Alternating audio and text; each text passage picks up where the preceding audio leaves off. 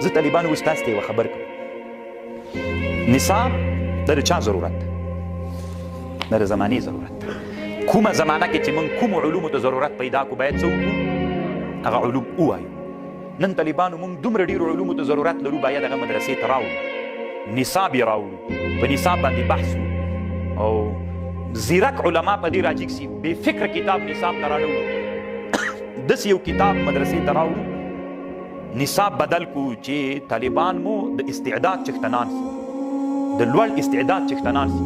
دا اوس طالبانو که تاسو فکر وکړئ موږ ډېر تمرکز په افغانستان کې په نحو کوو، بیخي ډېر کتابونه موږ په نحو باندې وایو. تاسو ګورئ څو کاله د طالب جان په علم کې تېر کړي، نن دې څوم کال دی رسه کالي، نهم لسم کال دی تا ده، خو 9 کاله دې تېر کړي. 9 کاله کې ته اوس ما سره ته ناست ستړي مسې په عربي وکړه، دې نه رسوي ما ته دغسې راته ووایه ورته زه نن لوګر نه راغلم، څو خبرې ما سره په عربي وکړه. خیر د طالبانو یو کال کې 9 کاله چې موږ تېر کړو که نه، اوله درجه کې دې موږ ټوله نحوه ده، دویمه کې، درېیمه کې، څلورمه کې، پنځمه کې، شپږمه کې، نو چې تر نن زمانې پورې موږ ته منطقو کې څه وي سړی د استدلال څښتن کوي. نن به دې نر وبلم چې د میډیا ته راوځه، د یو ملا په حیث باندې میډیا ته راوځه، یو خبریال سره استدلال وکړه، نور پرېږده، دا هر څه پرېږده چې تا ته یې هلته ویلي چې دا منطق سړی له خطا نه ساتي او داسې کوي وغسې پرېږده. نر به دې وبولم د اسلامي نظام دپاره یو مطبوعاتي خبریال سره استدلال وکړه، نر بسې زه دغسې څو خبرې ورسره وکړه، هغه جوابونه چې نن یې کفري دنیا سیکولریزم کوي ته جواب ورته وکړه، والله چې مرکه ورسره وکړي خو دا څاپلتې به دې ویستګي که نه. طالبانو علت دا ده چې موږ داسې طرف ته روان یو، هسې بس دې ته خوشحال یو ځان. نن یو نصاب ته ضرورت شته، داسې نصاب ته چې طالب مو زیرک هوښیار و بیدار وي. سیکولریزم، کمونیزم، هیمونیزم د دغو مقابله نن زمانه کې ده. په دې زمانه کې باید طالبانو د همدوی مقابله وسي او د دوی جوابونه وسي. نن ته بیخي سیکولریزم، هیمونیزم او کمونیزم بیخي پېژنې نه، چې پېژنې نه د هغوی سره به استدلال مو به دی وایي اوس هم معتزله و سړی نسته معتزله چې د قید سره واخلي وار د واره شروع شي عندیه ده او عنادیه، و سړی نه عندیه سته نه عنادیه سته نن سیکولریزم ځان ته عقیده ده، هیمونیزم ځان ته عقیده ده، سیکولریزم نن د دوی سره مقابله ده. نن هغه علوم راوړه چې د دوی سره مقابله وشي، بیا که بله زمانه راغله معتزله را ژوندي شو بیا به بېرته هغه راوړو، خو نن خو نشته. دا طالبانو یو کتاب ښکاري درته، دا د اسلامي امت یو لوی محسن تېر سوی، خو مولایانو له ده کتاب سره دومره ظلم کړی که نه چې ورته حیرانه به شئ. مولایانو ظلم ورسره کړی له دې کتابه سره. زه د دې کتاب یو خبر درته کوم، احیاء العلوم، دا د اسلامي امت یو فیلسوف تېر سوی، ده یوه خبر کړی دلته طالبانو. دا علم کلام څه ده؟ یورې به زه خبر درته وکړم. حج ته چې سړی ځي د حج بحثو کې دا یې کې ویلی څه وخت به سړي حج پرځېږي چې زاد او راحله ولري. زاد څه معنی؟ دغه خرچه چې په لاره ځي او هلته پاتې کېږي دا خوراک پیسې ولري. دروازه لږ ورپورې کتل. راحله وښه ولري که نه بیا به سړي حج پرځېږي. یعنې داسې لنډې دا داسې وایي په دې اوه زمانه کې چې د تیارې پیسې دې ودرلودلې، د پاسپورټ د تیارې پیسې، او چې هلته لاړ شي په دا لاره خوراک دا پیسې ولري، په دې سړي حج څنګه شو؟ فرض شو. پوه شولئ؟ امام غزالي دلته یوه خبر کوي. امام غزالي په زمانه کې طالبان یو مسله پېښه سوي چې کله به قافلې تلې هر سړي ته وښه، راحله خو وښه ده که وښه او پیسې د خرچه چې ځي له خپل وطنه بېرته راځي او په حرمینو کې چې هغه خوراکي شي دومره پیسې ولري، په دا حج فرض. د امام غزالي زمانه کې داسې زمانه راغلې، کله به چې د حاجیانو قافلې له دې چې نه تر حرمه تلې، لاره کې عرب راووتل، وحشي عرب دوی به قافلې وهلې، د حاجیانو قافلې به چور کولې، نو حاجیان حج ته نه سو تللی.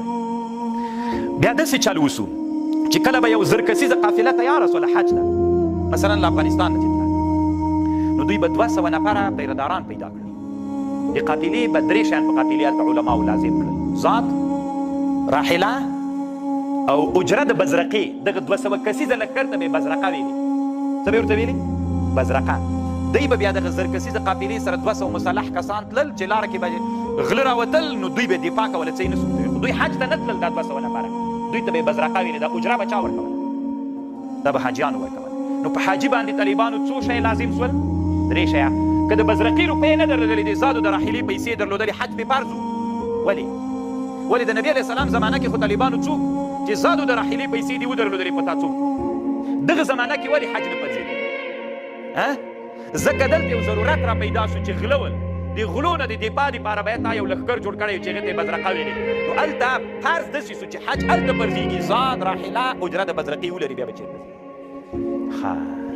اوس چې د امام غزالي دوی په زمانه کې دا خبر راغله، دا به تر ورځ د قیامته دا د بزرقي خبرې وي که دغه وخت ضرورت وي. که بالفرض بیرته له هغه نه وروسته داسې یوه زمانه راسي چې امن موجود شي بیا زاد و راحله ده که بزرګۍ ته هم ضرورت شته. دا اوس زمانه کې په افغانستان کې حج په چا پرځېږي؟ بزرقه تاسې تر اوسه نوم اورېدلی و؟ هلته هغه زمانه کې نو ولې ضرورت را پیدا سوی و. دغه د بزرقې والا خلک چې حج ته لاړل دوی حاجیان ول څوک ول؟ حارسین و ساتونکي. ښه ته اوس د ما خبرې ته غوږ ونیسه. زه نه پوهېږم چې علما ولې دنګ دي.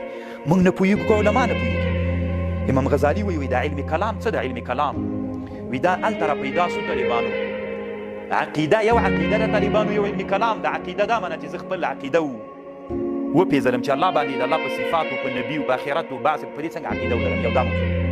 یو دا موضوع د طالبانو علم کلام. علم کلام مناظره مباحثه له باطلو ډلو سره.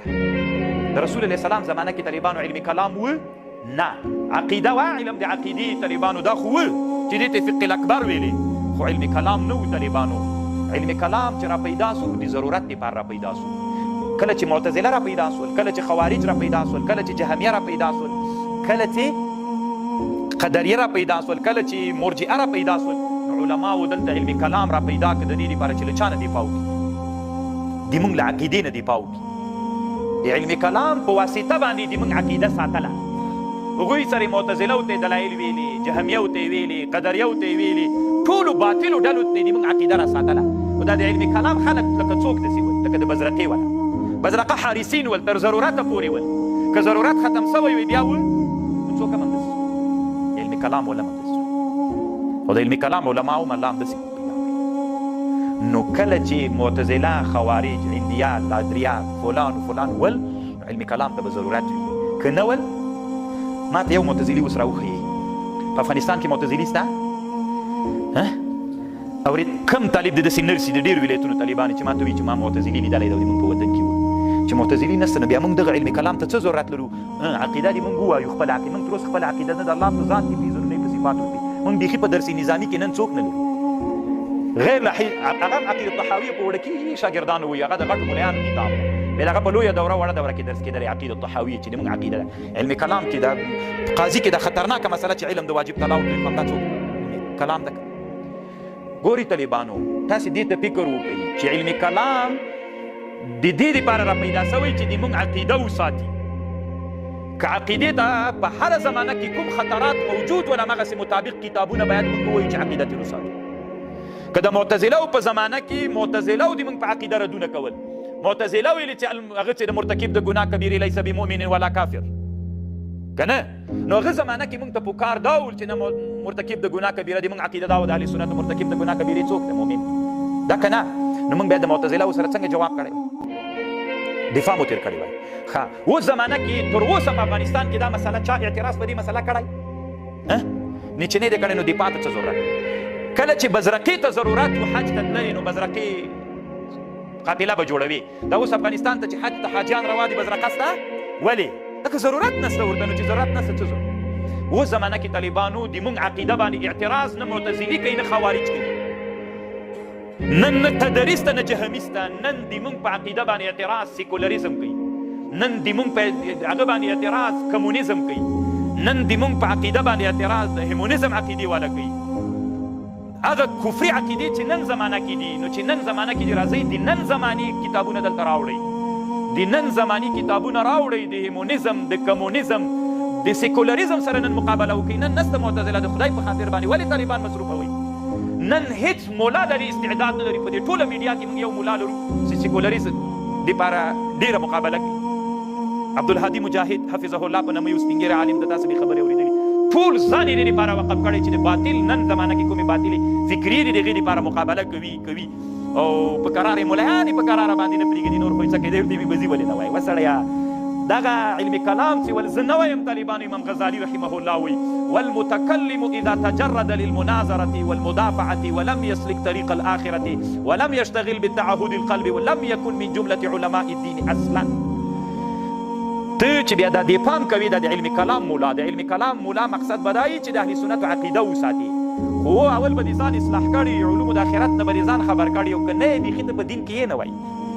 موږ او تاسې اوس علم کلام ته په دومره غټه سترګه ګوري داسې وایي چې اول د دین د الله د دین اصلي کړوی سایزه یم دی وایي لیس عند المتکلم لم يكن من جملة علماء الدين اصلا بخي د دین نه دا نه 1500 امام غزالی مل دا خبرې کړي 1515 کې تر زر کاله پورې تقریبا وزي طالبانو چې دای تیر سوی نو تاسو اوس ماته وایي ضرورت شته طالبان نن معتزله نسته دا خوارج نسته لادریا نسته عندیا نسته نوري باطل ډالې نسته کومه ډاله چې وا اوس مثلا نن زمانه کې مولان دي ډېر متورجي دي خوارج خو چې خوارج کومه مسله موږ سره نه مني په کومه مسلو کې کتابونه راځي راو دنیا کې خو 1 میلیون ډالې دي نن زمانه کې یو ډاله بيخي ستا د نن هغه ډاله موږ چېرته ردو یو سړی چې نافي نه دی یو شي نو هغه څه ضرورت ده چې ته په هغه شیانو باندې تمرکز کوي او هغه ردوي نو طالبانو ورونو دا د نصاب په اړه مې یو بحث درته وکړ نو الله دې وکړي چې د خوښې وړ مو ګرځېدلي مونږ باید داسې یو نصاب مدرسو ته راوړو دا د ټولو علماو یو مسؤلیت حدیث هېڅ بدلون ته ضرورت نه لري دا بلکل همداسې حاصل دي وي